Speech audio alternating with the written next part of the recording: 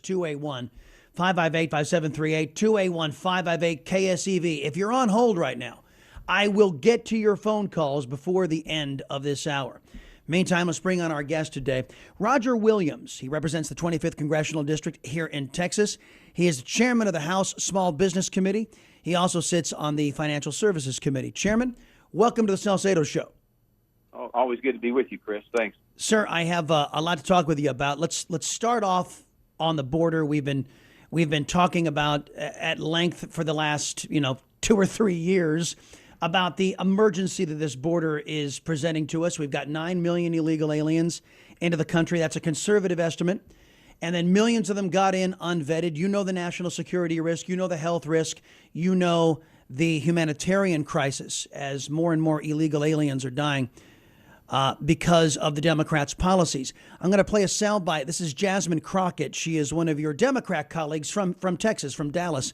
And here she is lying about the governor of the state of Texas, saying that he's a murderer because of something, well, frankly, that didn't happen on this side of the border. Listen. The fact is, these people died at our border. In Texas, on Friday, we are here today having a hearing, and the pro-life party does not want to talk about the fact that there was basically state-issued or sanctioned death at the Texas border. Okay, she's lying. The illegal aliens in question, the 3 that drowned on the Mexican side. It was the Mexico authorities that intervened and couldn't save them. And so the Democrats are now calling the governor of the state of Texas a murderer in an effort to stop what few Republicans there are standing in the way of this massive illegal immigration campaign. Your reaction, sir? Well, to hear her, I mean, it's evident she's driven by anger and not facts. The truth of the matter is, and you've been saying it forever, and I've been saying it since I was Secretary of State, the biggest issue we have that we got to address is this border, from a sovereignty issue, from a security issue, from a life issue. And so the Democrats are out of it. You know, we had a debate yesterday on the House floor. Jerry Nadler led the other side, and he talked about how the border was secure and this and that. And of course, you know, I brought back that there's a big difference between the borders of New Jersey and New York. You've got a president that's never been to the border. You've got a vice president, border czar, that's never been down there. They've been in a parking lot in El Paso, Texas, is as close as they've gotten. So there's no cooperation on the other side. It's a serious issue. What happened to those 3 people is totally a shame.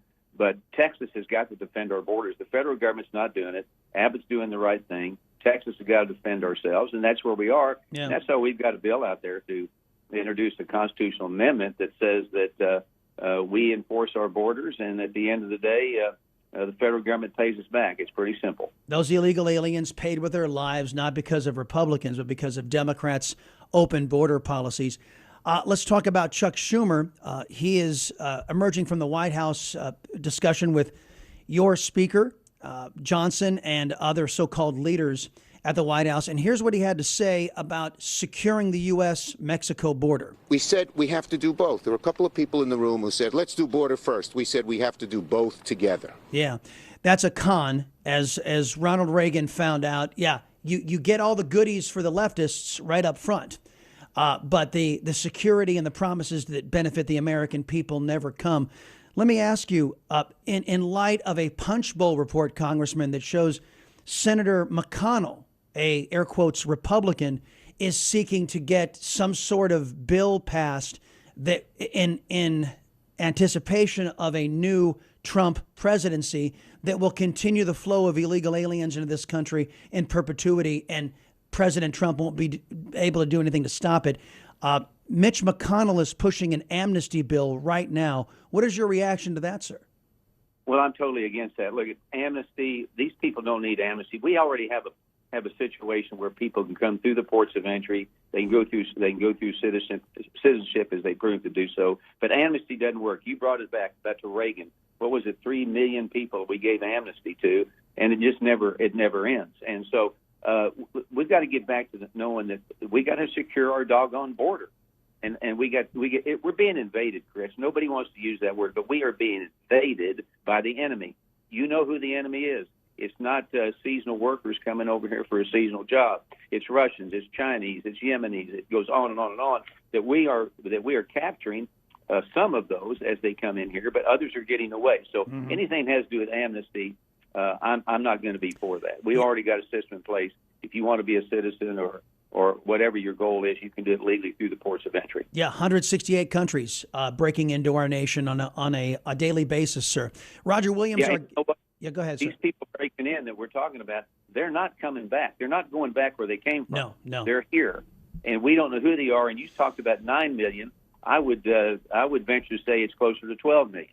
And it's getting, and we know what's happening every single day. And that is bigger than the populations of several of our states combined. Roger Williams, representing the 25th Congressional District here in the great state of Texas, is my guest right now. Your Republican colleagues have floated an idea that this is their idea of border security, sir. They want to reward the illegal aliens who broke into our country with work permits, lawyers paid for by the taxpayers of the United States, your constituents, and green cards for these individuals.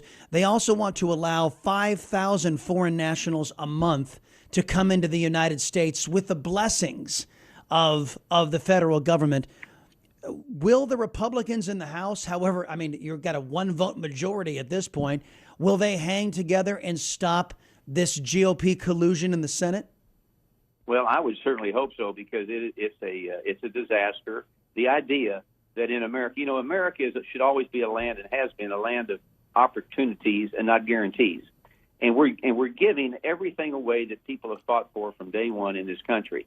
So when you start talking about those kind of things, I'm against it. And I think, goodness gracious, the majority of my colleagues are going to be against an amnesty bill, a bill that gives lawbreakers free stuff. We're ignoring our veterans. We're ignoring our homeless veterans.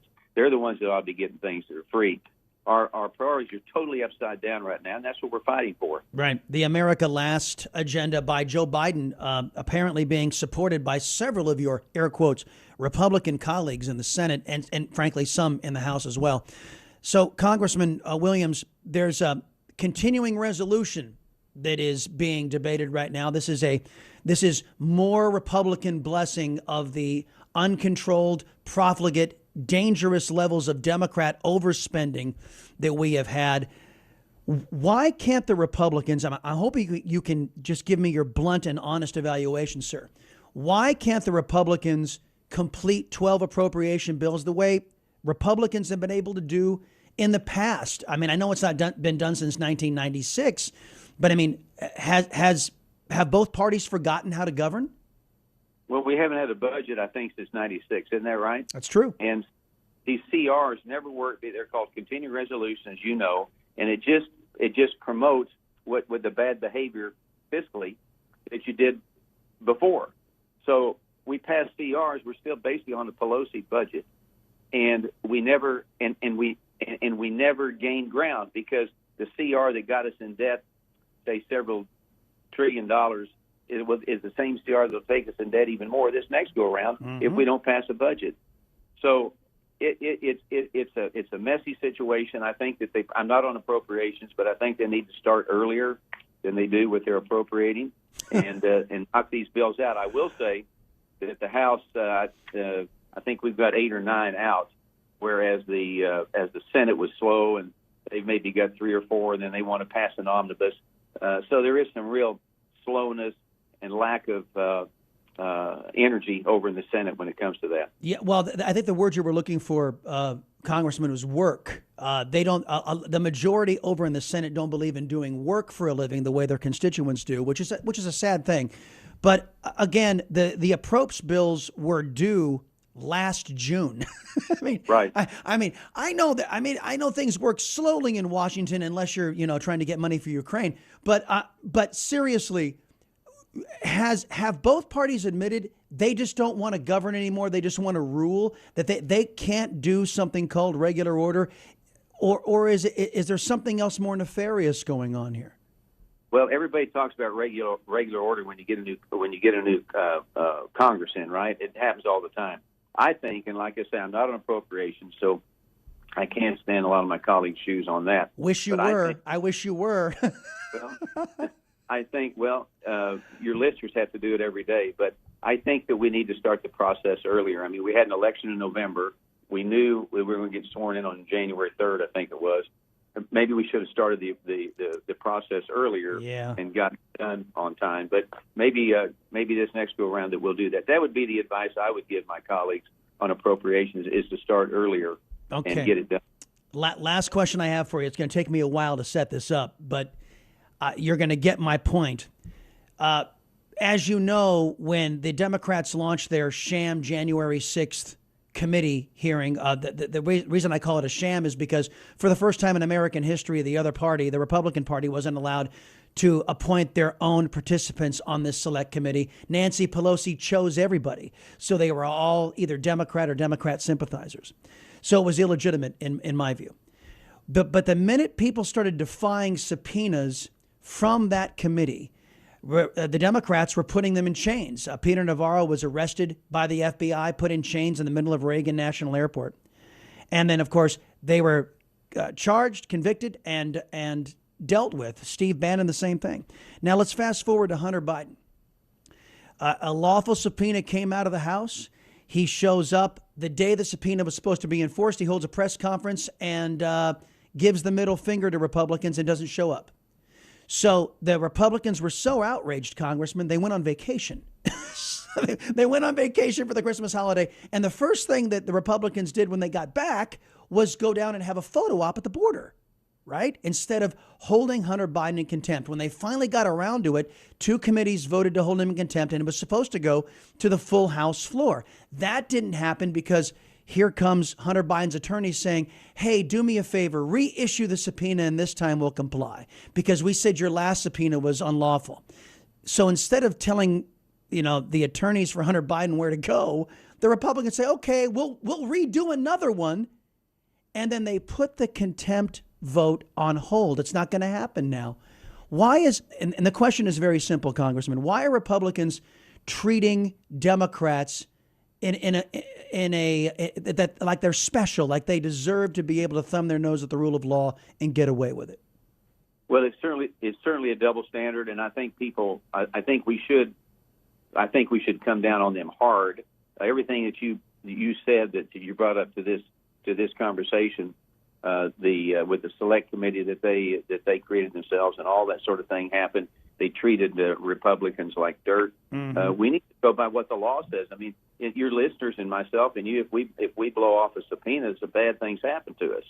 And this guy made a total circus of this hearing, and it's totally a double standard. We need to get off the double standard. We need to do what the law says. We've got great people in the oversight committee that are working on this. But I think people look at how long this has gone and how Biden dodges this, dodges that, thumbs his nose at everybody. If anybody else would have probably been handcuffed and put in jail. Right.